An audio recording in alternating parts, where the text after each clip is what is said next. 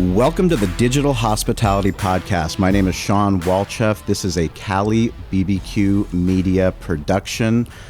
We are fired up because today we are sitting at one of the most iconic bars and restaurants in all of San Diego.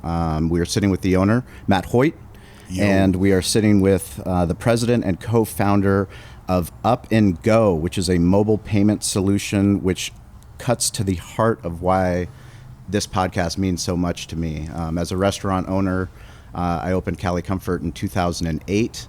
And when you're opening a restaurant, everyone tells you location, location, location. We probably had the shittiest location possible. The thing that kept our doors open was digital, digital, digital. The more that we embraced the internet, the more we were able to get our message out, get people in the door, getting on Yelp, getting on Facebook, getting on Twitter, improving our website.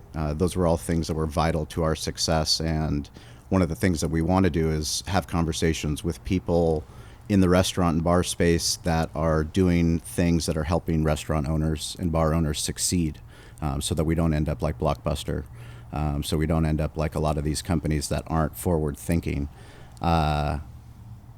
Let's start with how you two met. Oh, okay. That's a fun story. Yeah. We met through art, the Museum of Contemporary Art, to be really specific. Yeah. So Touradj is a big fan of local art, and well, I mean all art really. Yeah, I like art. And I've been working in like the art, music, visual media, creative world for a while, and the Museum of Contemporary Art approached both Touradj and I to co-curate. Was it like a fundraiser or like a kind of like a spring fling? Yeah, an annual party. Yeah, basically like a fundraising party, and there was like a multi-course dinner, and we were like the hosts, you know. And Touradj's girlfriend Sarah and my wife Allison, we kind of like all collaborated. What year is this? Oh, 4 years ago. 3 or 4, yeah. Yeah. So we hit it off, and we had a bunch of planning meetings where we helped them kind of like, I guess we curated it. It was an interesting experience because they have this sort of like template that they always kind of follow. Like, this is what we want to do, but we want you guys to put your own kind of like personal stamp on it. Like, you want to help us with, I don't know, branding it, naming it. Starlite contributed some food. Kettner Exchange did this amazing multi-course dinner with like cocktail pairings that was like off the charts great. And it was a great night. But Touradj and I got to know each other pretty good. And then kind of as the fundraiser was winding down, Touradj is like, hey, I've been involved in tech startups and I develop software and all this crazy stuff. I have an idea for a restaurant technology that I'd like to talk to you about. And I was like, yeah, man, as soon as we're done with this crazy fundraiser thing, let's like have dinner and talk about it. And that was basically how Up and Go got launched at Starlite. Wow, that's amazing. So, Touradj, give us a little bit about your background, Touradj. Well, I definitely have a background in technology, but I'll also say that I practically live in restaurants. I live in the middle of the city. Almost every meal of the week is in a restaurant. I grew up in a restaurant. My parents owned a restaurant. I used to be the busboy, the dishwasher. My parents met in a restaurant. My dad owned the restaurant. My mom was a waitress. Then they got married. Wait, your dad owned the restaurant and your mom was a waitress in the restaurant? Yeah, that's how they met. It doesn't fly anymore, does it? Well, I mean, it's the not in 70s. California. Technically. I mean, I think it's okay in Texas. Yeah, it is okay. Or maybe Florida. It still happens. Let's be honest about that. Well, you meet people where you work, so Yep. we got to be careful. For sure. Mm-hmm. So... Yeah, and then, I went to MIT, so I have a big background in technology, and I've been involved in a lot of software projects, a lot of custom software development for apps, for websites and desktops, and been around a lot of entrepreneurial projects. And I realized there was this common mistake people make where they say, I've got a great idea, I'm going to go build it, and then when I'm done building it, I'll go see if people want to use it. And invariably, when you do that, you make a mistake, right? Because you're just making all these estimates about what people want and all the finer details. And I thought, I'm going to build something almost custom in a way for Starlite, knowing that if it works for Starlite, it's going to work for other restaurants.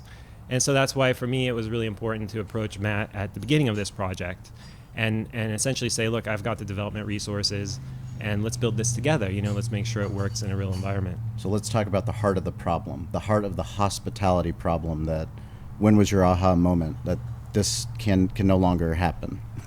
There's got to be a better way than this. Yeah, well, there are really two events that I think pretty much everyone who goes out can relate to, that are really the drivers. The first event is, hey, look, you're waiting for your check. How many people have spent 5-10 minutes? You just want your check. You want to get out. You had a great experience. And that last part where you're waiting around really just turns the experience down for you. The other thing, being that I'm always in restaurants and I have a lot of friends who are, going out, is splitting the check. It's very difficult to do that equitably. You're with your friends, you're having a good time. You don't want to stop and say, hey, you owe me $2 more, So invariably people split the check and it's not really equitable. You just do what's easiest, and sometimes someone's unhappy and they can't, they're not going to speak up. I've gone out before. I have one drink. My buddy has 7 drinks, and I pay for 4 because that's half of 8. And it's like, well, I don't mind being generous, but when you go out so often, everyone has a budget. We've all been there. Sure. It's one of those things where that's like the most. The button that's put on the end of the dining experience, right? That's like the impression that guests leave with. Sure.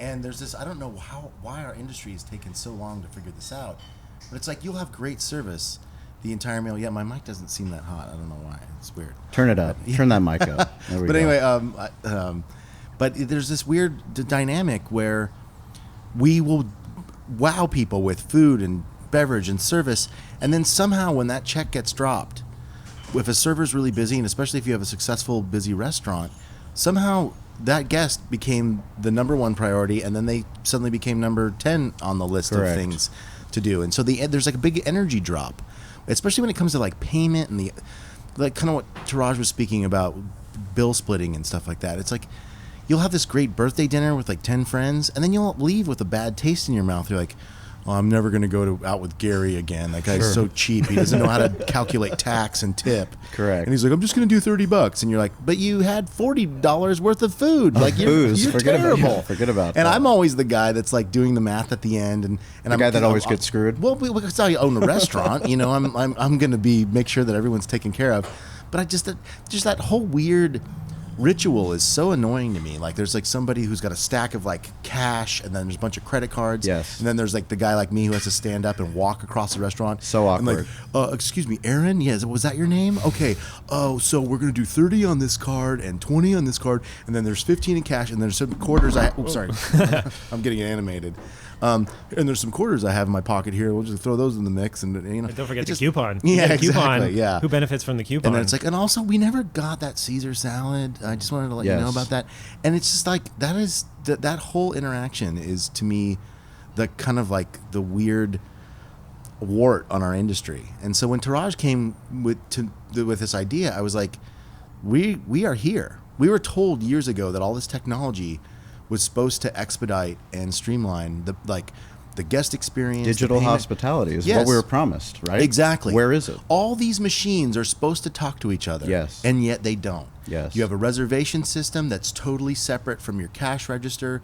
Your cash register doesn't talk to the reservation system. Doesn't talk to your scheduling for your doesn't staff. talk to your scheduling, all that stuff. And when Touradj talked about sort of penetrating the crazy veil of Aloha, which, as we all know, Aloha is the most prevalent cash register system in the U.S., maybe the world. So how many Aloha terminals do you have? We have 5 at Starlite. 5 Aloha terminals, and you opened in 2007. Yeah, 2007. So yeah, when we opened in 2008, I think we have 5 also. So we have 5 terminals, but that's one of our biggest startup costs is paying for this terminal that's going to be your point of sale. It's going to track all of your sales and supposed to do all this stuff for you. We chose between Aloha and Micros. Yeah. Aloha ended up, Crystal Gitman did an incredible job with their sales presentation. Yeah, and, right. We paid for it, but once we got it, now what? So now what? Now we have an aging hardware, right? Right. Well, and the reason why Aloha's been around so long is it's been the gold standard because it's actually a very, for all intents and purposes, it's the most stable POS I've ever used. I've managed places and I've waited tables and I've bartended, and Aloha was always just like the easiest thing to train staff on. So Touradj is like, hey, I have this idea for this technology where guests can pay with their phone at the table when you drop the check, And I'm like, we have to do without any hardware, without anything and that you have to it bring in. elevates the value of a system that we already spent a ton of money on. Correct. You know, the idea of, like, I have so many other friends in this industry, like, oh, we're thinking of changing our POS, and I'm like, really? I mean, it's only as good as your you know, this for this podcast, like your digital strategy. Like, yes. You can adapt your workflow to something that you already own, which is, I mean, a cash register is basically just that. It's a bunch of items, right? Yep. In a database, and staff says this drink is, I'm pressing this button for this drink and this for this food, and one of those buttons prints out in the kitchen and one of those buttons prints out at the bar, and that's it. Correct. You don't really need to get into like all this granular stuff over, I don't know. Aloha does have a lot of customizable things that are pretty cool, and I told Touradj, I was like, if you can find a way to get these guys to let you in, yes. like it's a really closely guarded, you know, it's an API structure or whatever. I was like, if you can do that, we'll have a really great opportunity to make something super special. And like I said, it integrated fairly seamlessly. I mean, he put a lot of work and a lot of time into it. But when we launched, I mean, it was up and running. I mean, it wasn't like we had a bunch of, we had some, like, there was a couple glitches here and there, but nothing that was like earth shattering. So how does up and go? How does it solve the problem? Well, specifically. So it solves the problem you want to go. You don't need your server to help you, as long as they've dropped the check or dropped a QR code on the table. What you do is, many people don't know this, and more people are learning, but every iPhone and many Androids have a built-in QR code reader in the camera. So the QR code, you've all seen it. It's the little square with a bunch of little squares in it. And all you have to do is open the camera on your phone and hover it over that QR code. It's going to read it, and it goes, that code goes to a link in your web browser, which will have beautiful branding and the logo of the restaurant and everything you ordered. And that takes about just a couple seconds to load up. You don't have to download an app. You don't have to register for an account. In my opinion, those are roadblocks. We take those away. I mean, the whole idea here is you're in a hurry, right? So sure. And then split the check, pay for the whole check. You know, put in your tip. Tip suggestions are in there. Apple Pay if that's what you want. Venmo if that's what you want. Credit card if that's what you want. First time you can pay in 15 seconds. Yep. You know? Yeah, and we recently launched the ability to select the individual items you want to pay for. That's awesome. So you go to your phone and you literally, like, I ordered a Diet Coke and a bowl of French fries and a burger, and that's what I'm paying for, and the tax is calculated properly, and then I can do a digital version of a tip. It Sure. gives you recommended gratuity. You can do a custom gratuity. Yeah. And then you just literally pass your check down. Your friend opens their phone, scans the QR code, opens the secure web page, and it shows what I already paid for. It's like, it's brilliant. It really is a game changer. And for our large groups and our large tables, the servers have really found a great benefit in it. Sure. Because, you know, busy Friday night, and there's like 10 different forms of payment for some girl's bachelorette party, you know, and it's just like, oh my God, the payment process could take 25 minutes. Yeah. I mean, you were talking about it before, but the payment process, it is one of the biggest hurdles to the entire hospitality experience. And, you know, like you had talked about, when Josh O'Rourke he used to work at Restaurant Solutions, and then he went to Restaurant 365. Yeah. He called me and he said, hey, I learned about this new restaurant technology. I think you would be really interested in it. Yeah. And I'm always interested in it. He came to the bar. My number one question was, does it integrate with Aloha? Yeah, right. So once he got past the Aloha hurdle and he said, Yeah. yes, it integrates, I was very interested. And, Yeah. you know, now being a new dad, I have a 3-month-old daughter and I have a 2-year-old son. And we own a restaurant, but we're still restaurant people. Like, we go out still with our babies. We're that family now. Yeah, right. So it's like, don't fucking start screaming, please. Yeah. But we go out, and, you know, recently we went to a restaurant, and it was a little bit past the time where we put our daughter down at 7:30. Yeah. You know, we're like, can we go to this restaurant? Yes, we love it. We went there. We sat, had an incredible meal, but the server didn't come and bring the check. And when your she kids doesn't, are, like, and the melting kids down. they're on the meltdown. They're ready to they break turned down. into pumpkins. Yes. Like Cinderella at And midnight. it's crazy to think that even before that time, the reason, like when we were meeting, why I was like, this makes so much sense, is why before, because the server will drop off the check, right? They'll Right. come at the end of the meal, and that's Yeah. assuming that you had incredible service. They drop off the check. We train our staff too to make sure that this doesn't happen, but it still does. Well, So- yeah, because it's like every customer wants to think of themselves as like a snowflake, right? Yes. Like everybody has their own rhythm about how they want to pay. Like we have people that'll just, when you drop the check, it's a courtesy thing. You're like, I don't really want to be presumptuous and come right back in like Correct. 30 seconds. Correct. But maybe some people want to pay that way. Yeah. Your kids are melting down. It's past their bedtime and they're like flipping out. And I mean, most of the time we give them the credit card without even looking at the Yeah. check because Yeah. I don't want them to leave and then be gone for another 10 minutes. yeah, I noticed that at like the airport. It's Like, I have crazy. to like board a plane. Yes. And I'm like, literally, as soon as you drop my burger, I'm paying. Please, Yeah, take please my take- card. please take because I know payment. you're gonna be hard to find. Correct. And the funny thing is, sometimes they drop the check and say, "Take your time." Yeah. Like they're being nice. Like, Yeah. I don't want to take my time. No. I'm Yeah. done. I mean, that's part of the cultural, social Yeah, pay- no, payment and problem every that we staff have. member has their own personal sense of time and their Correct. own internal clock, right? They're like, well, like, how often do I hear?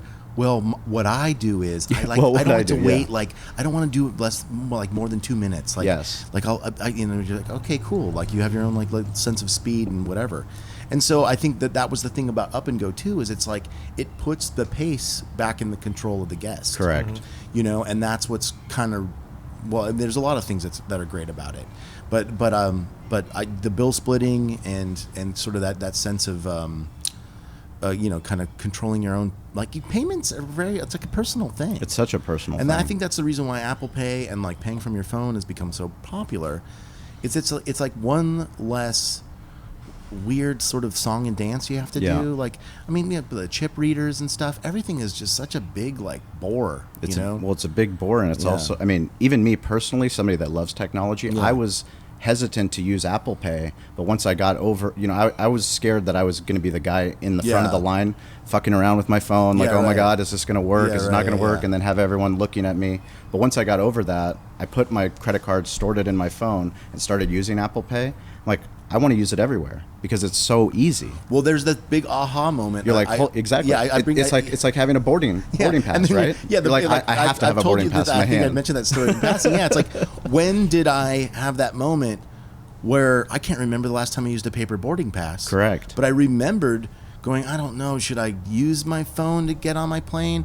I was like hesitant, and now it's like once you start using it, you never go back. You never go back. And I was like, I literally, it's been what, 5 years I think since I've used a paper boarding pass or something like that. Yeah.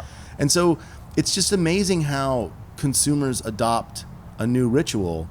It just takes a little bit for your own personal sort of sense to get on board or whatever. Sure. We've seen Up and Go usage at Starlite, I mean, go from 1% of our monthly transactions to 2% to 7%. Like that number jumps exponentially every month. Sure.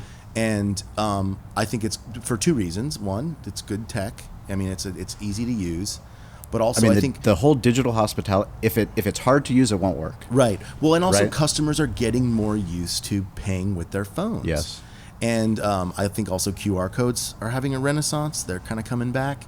I was telling Touradj, like, I opened up some birthday presents last year, and there's so many QR codes instead of like instruction manuals now. Oh, it It's like, makes sense would because you- why do you how- want a construction Want to set manual? up your router? Scan Yeah. this code, and you're like, okay, whoa, there's no like 90 page book. Correct. This is cool.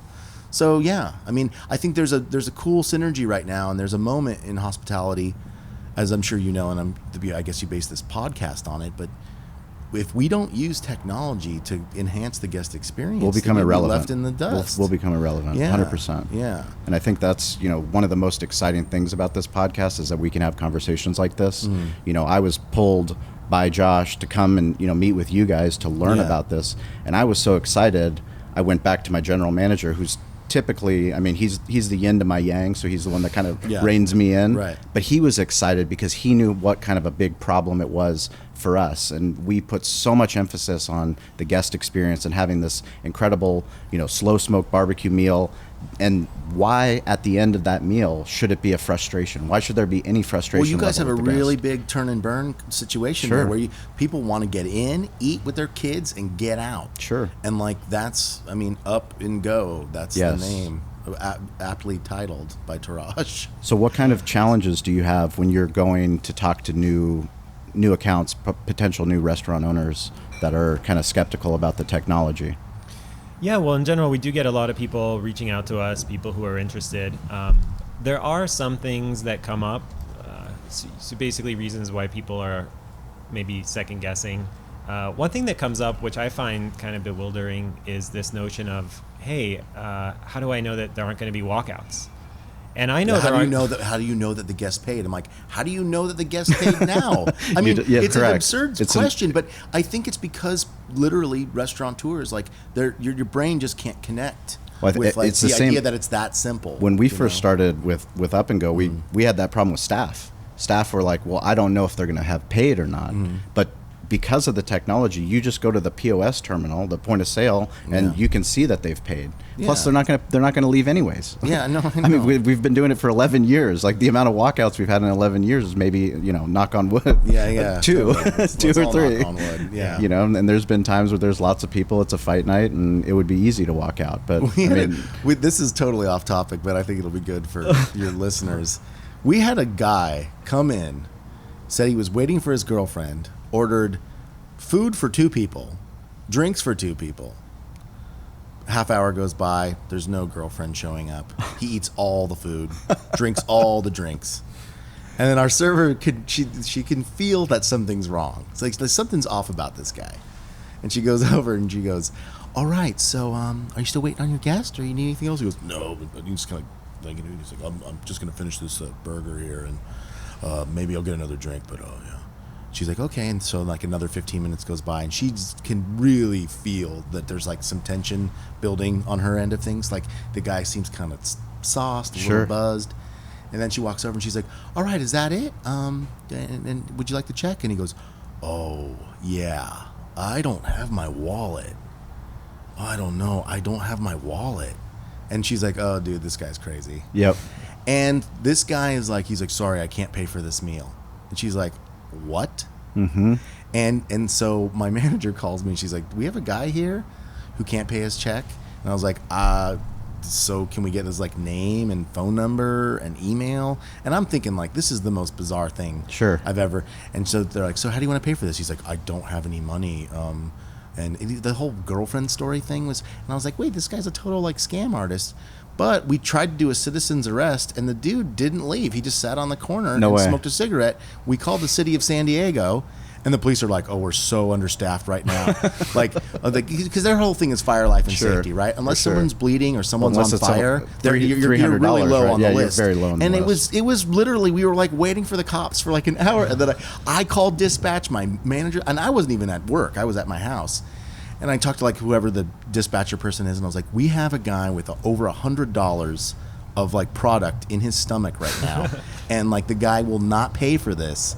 And so I always try to use that story about like how crazy this business is. Oh, it's insane. And we ended up just like letting the guy go. And you say that's a crazy night, but I know the night after that was probably just as crazy. Right. We can't remember all the shit. It was just, and the whole thing is, and it was so funny because the police were kind of bewildered too. Yeah. It was like this really polite crime. Yes. Like it was, polite crime, I didn't even know that existed. So anyway, it was just so stupid and so weird. But that just speaks to like how bizarre our industry is sometimes. I mean, it's not totally related to this whole like people walking out, but like you literally think you have a scenario or a plan for like a weird situation like that, and you don't know what to do, and the staff's like they're like, I had bartenders and barbacks that were like, dude, what should we do with that guy, man? Should we just like put him in the office? And I was like, the police are understaffed. They said they can't get here for an hour. And so my whole thing is like, I called the dispatcher and I was like, what should I do? She's like, well, if you have his like ID and stuff, like you maybe take him to like small claims court. And I'm like, he doesn't have a wallet. Yeah. Like this is crazy. And so, and to make the story even more bizarre, is one of our door guys is he's a caricature artist at the zoo. No way. Yeah, so he drew a picture of this guy, like total like courtroom, like Dateline NBC, like he's like. Tell me you have that picture. It's in our wait station. It's no like, way. do not serve this man. We're so taking a photo. And he's like a dude with a baseball hat, and he's got this like little goatee, and it's so funny. But anyway, So to go back to, this is not going to tie into Up and Go. Oh, it's totally no, but it ties into what it takes to run a restaurant. Yeah, and I mean the amount of challenges that we have in 2019 and beyond. I mean the fact that you're still here. I was so excited to meet you as an owner of Starlite because opening in the middle of a recession. Yeah, opening in the middle of the recession. Like that's what we did. We opened in the middle of the recession. We're still here. We're still fighting. But the only way that we can keep remaining competitive is finding solutions like this. Especially payment solutions. Cashless. We're trying to figure out a way to go cashless. We're trying to reduce the amount of paper. We're trying to reduce, because everything that we do makes an impact. I mean, just the idea of, speaking of cash, just having cash on hand for your employees to take tips home, to do change for maybe the 4 people who pay with cash over the course of a Friday night when there's like 100 other people that are using credit cards. The time and the energy. We're mini banks. Yeah, we more so. We're like armored car services. Pretty much. Where we have to pay somebody to pick it up. It's like crazy. Yeah, I hear that it can cost like $500 a month just to labor to go to the bank. I don't even want to do the math on, because I pay a manager to go to the bank, or I do it, and then I'm basically pulling out cash, so then my employees can convert their credit card tips into cash and take it home. I'm paying the credit card company 3 to 4% to convert the credit card money into cash, and I can't charge the staff for that fee. So we have like all these like little slices that just like cut into our bottom line all the time. Yeah, little cuts. And so that's when we approach people with the Up and Go stuff and the Up and Go story. They're like, okay, where's the catch? How much is this going to cost? Correct. And like, well, it's another thing I'm being sold. Yeah. Do I need another iPad in my restaurant? Like it takes people a while to warm up to the fact that like the guests, everybody has a phone. The customers are supplying their own hardware. Correct. And they prefer to have money be in their hands. Absolutely. No one wants to give that credit card to the server and it walks off into a back room and you don't know who's got a hold of it or whatever. Yeah, I mean, there's so many places now where you stick the card in yourself and pay. It's gotten to the point where if someone takes my credit card out of my site to run a charge, it actually starting to feel awkward. Because I don't want to hand that over. And all the information's in my phone too, so why do I need that? If anyone who's ever had their credit card lifted, it's the worst.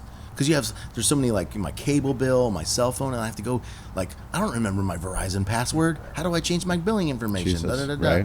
It's like it can kill like a whole day where you're just like, oh, and like my wife will be like, the cable's not working. It's like, oh, because the bill didn't get paid because the credit card got stolen. Correct. Because I didn't change the billing, and oh my God. Yeah. It's like, what a world we live in. An absolute nightmare. Yeah, and so I mean, Apple, I think, understands it, and I feel like all the other cell phone companies always follow wherever Apple's going. But this whole idea of having the fingerprint identification or visual face recognition, and just kind of keeping that stuff in one spot is so smart. It's what we all want. I mean, dude, password management alone. Oh, what a pain in the ass! Absolute crazy. Pain in the ass. I mean, it's good for, I guess, maybe long-term memory retention, and like as we get older and we risk Alzheimer's and dementia, it's good to have like, okay, was it ABC 123? That's not a good password. Okay. And that's one reason we don't have passwords on Up and Go. I mean, you just scan and pay. You're already inputting a password to get into your phone. Yeah. When he pitched the idea of, he was like, I really want to avoid doing an app. I was like, please. Don't do an app. Well, we don't need more apps on our phones. In 2012, National Barbecue Association came to San Diego, which was incredible. But they did there's a National Barbecue Barbecue Association. But they did their trade show out here, and they had a bunch of conferences, and someone was doing a social media conference that I went to, and the person was talking about QR codes like they were the next best thing that was happening. Yeah. And what I told them then, I said, it doesn't make sense to download an app. Like there's too many steps in this process. Yeah. But once the technology changed so that all you have to do is take out your camera and then it will direct you to a website, there is no app. Now it's a mobile pay solution without the app. Yeah. I mean, now it's frictionless. Now it makes so much more sense. Hotels figured it out years ago. QR codes, now they're making a comeback. Yeah. Before, it doesn't make sense because you have to download a QR code. Yeah, it's a QR reader. Yeah, so I mean, isn't that right? That's the trend that we're focusing on now. The big buzzword is like, reducing friction. Correct. Is like anytime someone is spending money, they want the least amount of hassles as possible. Amazon, one click. That expectation is growing more and more and Correct. more, you know? And circle back to the theme we keep like talking about here, but the idea that you had a wonderful meal, but you might wait 5 to 10 minutes for someone to take your credit card and then ring your credit card in and stuff, that's just like, that's such an awkward ritual. And don't forget the other people at inconveniences. I mean, if you're a busy restaurant, you've got people waiting for a table. You know, that the guy who's sitting in the table for 10 minutes waiting to pay means there's a guy in the line waiting for 10 minutes to get a table, you know, and some of those people are going to leave. So it helps the restaurant. And also the technology can calculate the tip the way you want it. Correct. If you're a percentage kind of person, or you're just a flat tipper, or maybe you don't want a tip. I mean, all that stuff is in your control in a way that's much more discreet, much more efficient, you know, and it's much more personal, I guess. And you get email receipt. Yeah, you can email the receipt. And also the cool thing, Touradj is really, he's got a great design background. He likes to, I mean, you know, did you we met in design art, right? Art yeah, was art was our There you go. Yeah. But yeah, like you know, he's design savvy and he likes stuff, and I think it's also why he was a customer at Starlite before we were friends, and I think that's how we kind of had a natural connection, because he was like, I really like what you do, and I'm like, I like people like you who like what Who we do. appreciate it. Yeah, Who can understand and how many so moving parts there are. the idea that like the restaurant check is ugly. Like, Yes. it's one of the ugliest things in a restaurant. 100%. The bill is ugly, it's awkward, it's obtuse, it's weird. Up and go, when you open your check, it's got my logo, Yes. it's got our business's brand, You have a it's picture got a of your beautiful restaurant. photo of the Yeah. restaurant, it's got links to our social media, and it leaves the guest, I keep saying that the term button, it puts a nice button on the experience. Whereas sometimes when you leave, you know, the end is so important. And the idea that people leave with like, oh, cool. Oh, I didn't. Yeah, I'm going to follow them on Instagram, or let me tag that, you know, picture of that ice cream cookie sandwich I took for my husband's birthday. And it's just that it's like it retains the guest in a way that I think that restaurants have typically been bad at in the past. You know I what I mean? agree. It makes sort of the guest engagement a little more seamless. It's not so much like, fill out this comment card and leave us your email. Would you like to be entered into a raffle for a free bowl of French fries? It's like, that stuff is so Frustrating. Coco's it's 1993. Like, correct. it's like nobody wants to be in that world anymore. Yeah, another term I hear kind of popular now is the 360 experience. Mm-hmm. And so you really need to think about how does it feel when you're the guest and you have to pay, you have to part with your money.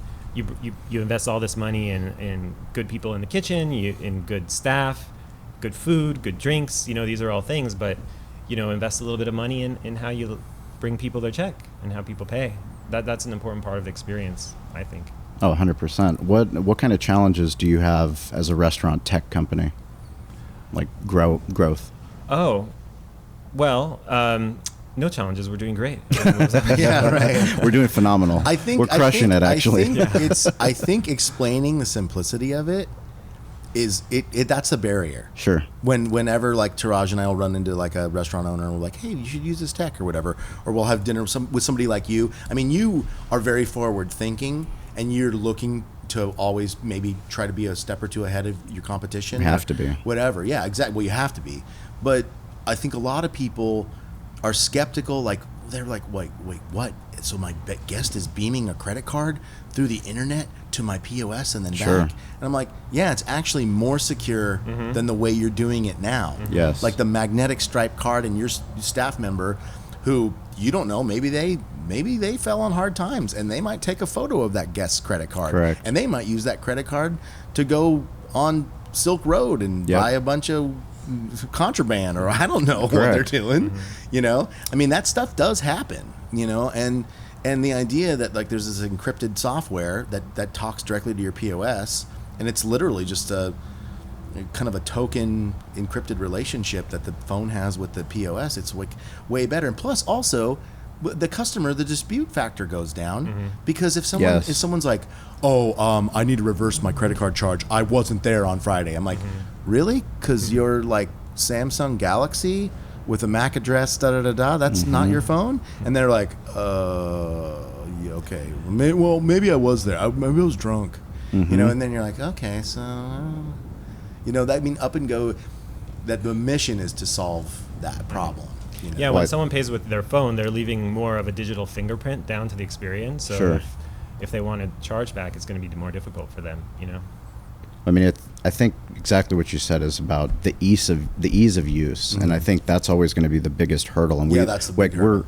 We're living in such an interesting time where there's still restaurants that have old school cash registers. They write tickets, like they hand write tickets, and then they give them to the. Don't get me wrong. There's some charm to it, and there's a time and place for it, but it's terrifying. But it's not terrifying. It's not a great idea. I mean, just look at. U.S. Foods is our primary food vendor, incredible partner, but they have issues. When I talk to their sales reps and their district managers, trying to get restaurant owners to order online. They want an old school rep to come into their restaurant, sit down with their kitchen manager or their chef or whoever it might be, and go over the order and put it into the system, which is literally the way that we used to do it. That's nuts. One of our liquor reps, one of his, who will remain nameless, it's another bar, and it's a guy that I love. He makes our liquor. We have a similar liquor rep. He insists that his liquor rep show up at a certain day at a certain time in the morning, like 10:30. Let's just say it's 10:30 every Thursday. Yeah. Makes him show up with his pad and paper and walk through his liquor closet and goes, okay, so we need a Jack Daniels. We need we need 2 Absolutes. We need and it's like this. It's so funny. And he's like, you can just leave me a voicemail or text me your order. And he goes, no, I want you to come in. And it's like this. It's really funny. That's one of your snowflakes right there. Yeah, like I said, every customer wants to be considered a really great, unique individual snowflake kind of person, and every restaurant thinks they're a snowflake. Everybody thinks that we do something that's 100%. No one else does. 100%. And it's like there's some truth to that, but at the same time, guest expectations are generally homogenous. And when there's a trend, I'm trying to think about all about trends. Well, let's talk about the Moscow Mule. Yeah, we brought the Moscow Mule back to life, at least in Southern California. Me trying to find copper mugs in 2007, it was insane. And we just did it as a gimmick. Kate McWilliamson, our founding bar manager, she was in a band and was on tour in Bakersfield and had it in some hole-in-the-wall bar. And she's like, there's this old drink from the 50s. You're totally going to get a kick out of it. And it's super simple to make. And I think people will totally dig it. And it comes in a copper mug and it'll totally go with the decor and the design of Starlite. And I'm like, yes.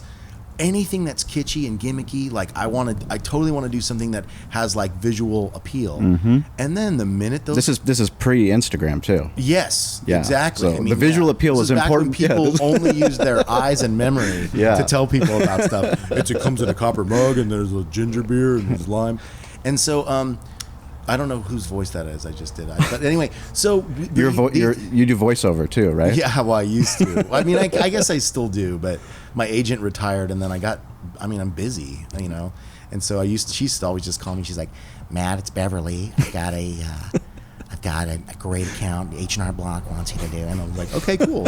I'll do H&R Block, whatever. But you're still available for voiceover. Yeah, if anybody, I had an allergy attack yesterday, so I'm a little more gravelly. I'm usually more silk than gravel, but gravel and silk is my brand. 35 to 45, I nailed that demo. Yeah, I did a video game once too. It's all stupid. But anyway, so finding the copper mug and bringing that Moscow Mule back was a total challenge. I had to find an importer in Colorado who has some distant family member in Turkey who has really? A copper mill. Nice. I don't know if that's really the right term. This dude was fabricating the mugs and then shipping them to me, and I had to buy 200 at a time. Mm-hmm. And of course, everybody thought it was hilarious to steal it. So all the stupid stuff I did in high school, I totally got paid back for. Sure. Every time I stole a real estate sign off someone's lawn, or I just got paid back in spades. Karma-wise, karma's a bitch, they say, right? So, but yeah, that was just one of those trends that we stumbled on. And the bar loved the fact that the drink got so popular because it's visually exciting, and customers really don't.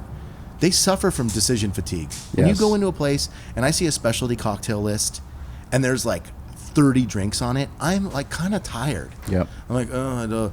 And then it's there's, oh, wow, that name's clever. And you want something that's just easy. Well, So you when also sit don't want to down- be disappointed. I mean, Right. if we get back to the basics of why Yeah. McDonald's is McDonald's, like, Yeah. no matter where you go in the world, that Big Mac's going to be a Big Mac. Yeah, right. Like, you're not going to get disappointed if you're in Turkey and you're at a fucking McDonald's. Yeah. You're like, okay, I've had enough Turkish food. I'm going to get a Big Yes. Mac. Guess what? You're going to get a Big Mac. Yeah, exactly. And there's got to be a balance, though, because you want people to discover new things, Yep. but you got to do it in a really kind of careful way. And this kind of goes into the payment thing that we're talking about. You want people, like, once they get into something, then it becomes like, if they use something once and it's easy, then it becomes this known thing in their life, like kind of like the boarding pass thing we talked Sure. about. It's this thing that was like, felt like it was always there. Sure. And like, kind of like when we started doing the mule. Now it feels like it's always there. And people are like, so, yeah, can I get well, we had a bar down the street go like, hey, can you stop calling your drink the Starlite Mule? People are coming in and ordering Starlite Mules. And I'm like, that's great. Are you kidding me? That's fantastic. I'm like, I'm sorry you're annoyed by it, but like, that's kind of fun. Like, we did our job, right? We branded something that people liked. And it's a straightforward, pretty simple drink or whatever. But I mean, we don't act like we invented that drink. We just like kind of made it popular, you know? Yeah. And there was, at least to my knowledge, there was only maybe one or two bars in Southern California that actually had copper mugs that were doing mules. And I think it might have been a hotel in La Jolla. But there was like a handful of places where somebody was like, "Oh, this place does that." I mean, was like, Moscow cool. Mules blew up in a way that, I mean, we were considering getting Moscow Mules Yeah. because so many people were asking for them. Well, by 2011, I think that whole market just like exploded for the mule thing. Yeah, and also the idea of ginger beer versus ginger ale, a spicier, Yep. more robust thing. And I mean, ours, we have it specially formulated. We don't have any caramel coloring in it. It uses pure cane sugar. We took all the crap out of it. It used to be corn syrup based.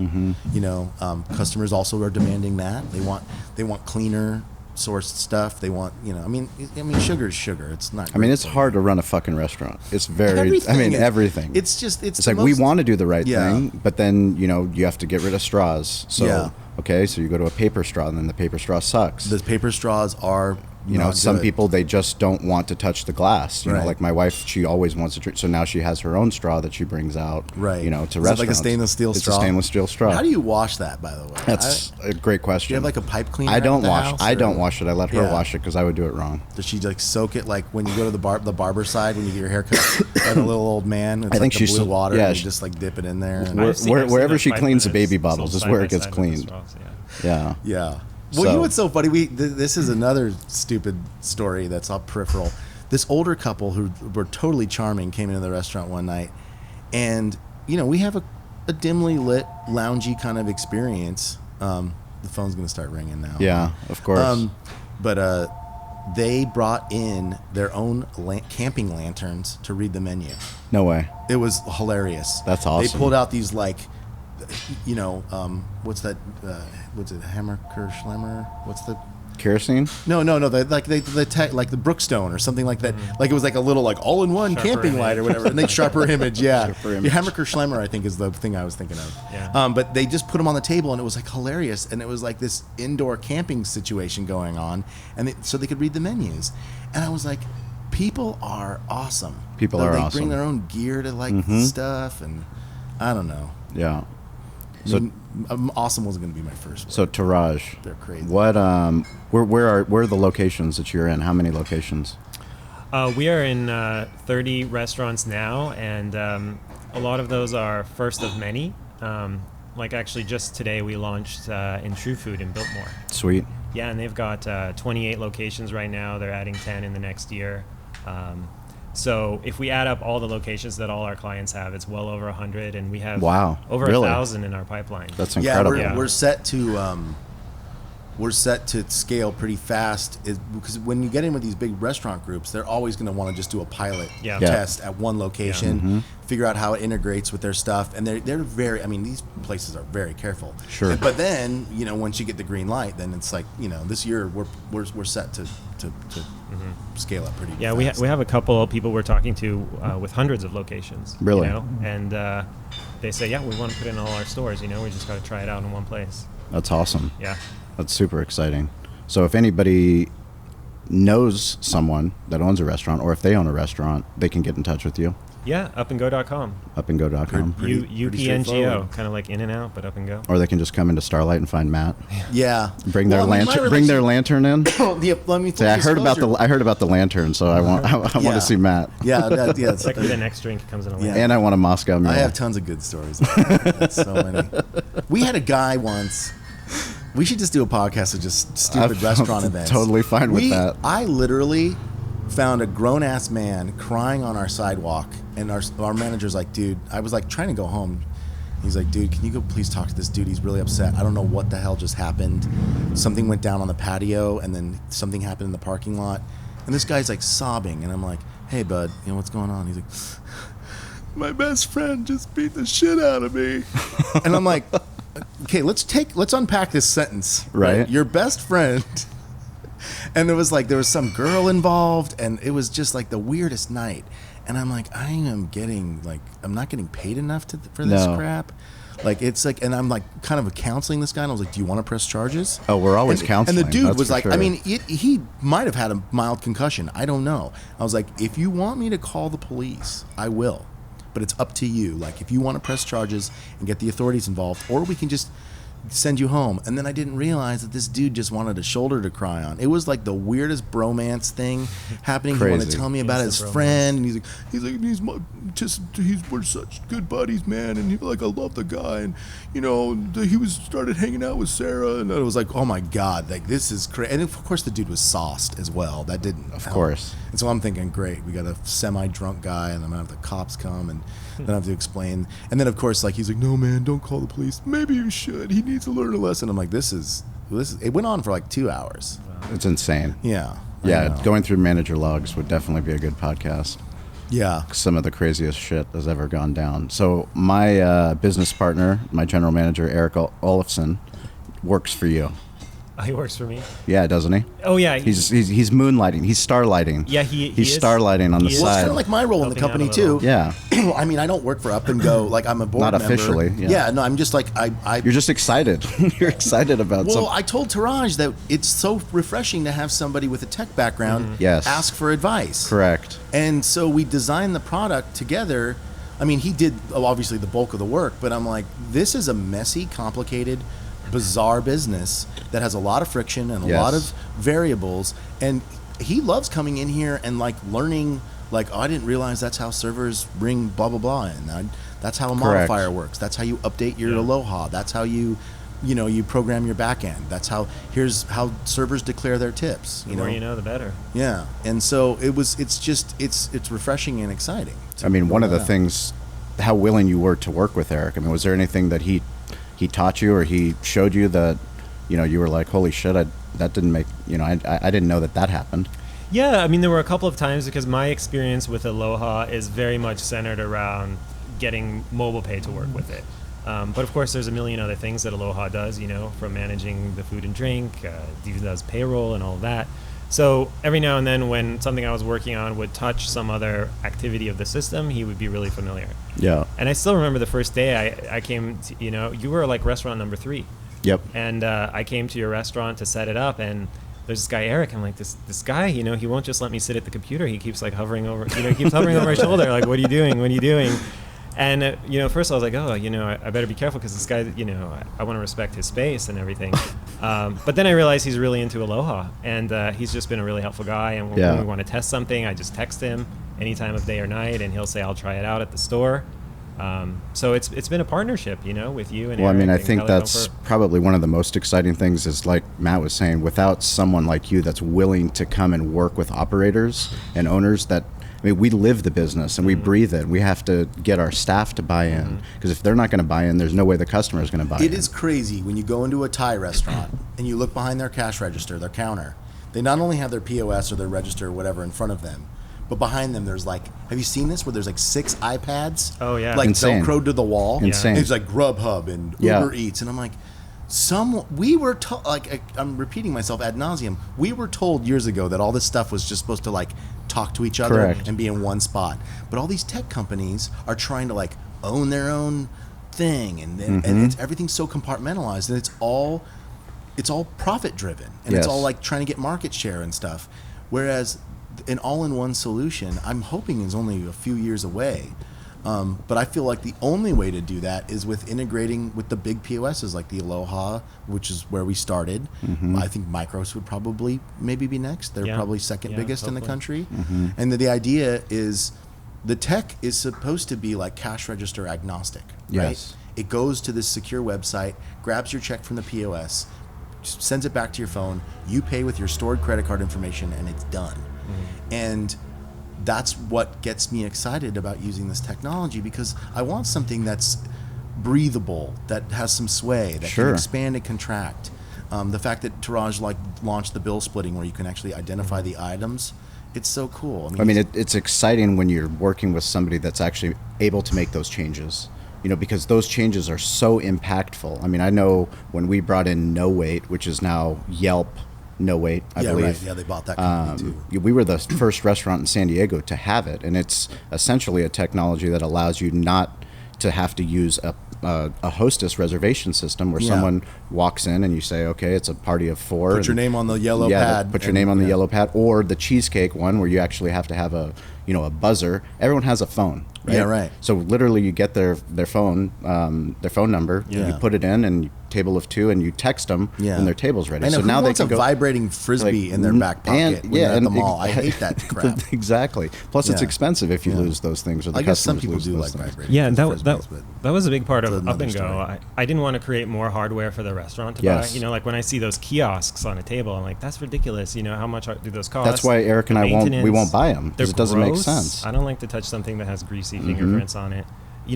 Everyone's walking into the restaurant with their computer in their pocket. Yes. Why do you need to buy one that's supplementary? And that's the beauty of Up and Go. It's invisible. It's just there when you need it. Yeah, that's for sure. So, where can people find you? upandgo.com and socially. Oh, on Instagram, Up and Go Pay, UPNGO Pay, and Sean tells me today that I need to start tweeting get more. on my Twitter. Yes, we have Everyone same needs to URL for tweet Twitter, more. same username. For sure. We don't tweet much. But And Matt, we're gonna have to. How do people find you? Starlite SD is our Instagram and Twitter handle. Starlite, spelled illiterately, like the 50s way. STARLITE SD, and we'd love to have your listeners and viewers pop in for a meal. Absolutely, for sure. Well, we want to thank Blue Vision Entertainment. That's our new team, Aaron and Brandon, for coming out here. This is Blue our Vision. Where did that name come from? Blue Vision. There's a story behind that. There is. Yeah. It's my favorite color. That's your favorite color. I had a vision about 5 years ago. So. Okay. So now it's a Blue Vision. Nice. Blue blockers. Remember those? We do remember. They made a comeback. They should come back. They should. Blue They should blockers come are back. so cool. They should come back. And then special thanks to Stover Harger, the third, Triple Sticks. He's our producer. He does it from Portland. But yeah, we're fired up about this new digital hospitality podcast. We're going to have some pretty awesome guests coming up, including David Cohn. We're going to get somebody from DoorDash, hopefully high up, to talk about their restaurant tech. And James Langley, who's got some restaurants under his belt. Going to start tapping you, gentlemen, for some people that'll be interesting. Yeah, the biggest thing is learning, and I think as a restaurant owner, bar owner, in order for us to survive and to be competitive, we got to start finding ways to because once share Once information. the Matrix goes online, people are going to have these virtual restaurants in their spine, and Keanu's going to serve you or whoever. Well, I mean, at the end of the day, every village is the same, and there's a place that someone wants to go to celebrate mom's birthday or dad's birthday. There's a place that you want to go when you go back to your hometown and you want to get a beer with your friends. I know. No matter what, no matter where you are in the world, it's important that your restaurant or your bar is available online. So when you go somewhere, it doesn't matter, how historic the location is. Like, if you're not on Yelp and you don't come up, if you're not in that app and you don't come up, it doesn't work. Location. But if you're not digital and you don't have a presence, or you have an outdated website, or your menu's wrong, or your photos are wrong, the chances that people are going to continue to come in for the next decade are very low. They're going down and down. Yeah, I know. Right. That's so true. So thank you guys for tuning in. Thank you. Yeah, thanks for thank you having for us, being Sean. us. Yeah, It's a real really honor. really appreciate it, and we will catch you guys next week.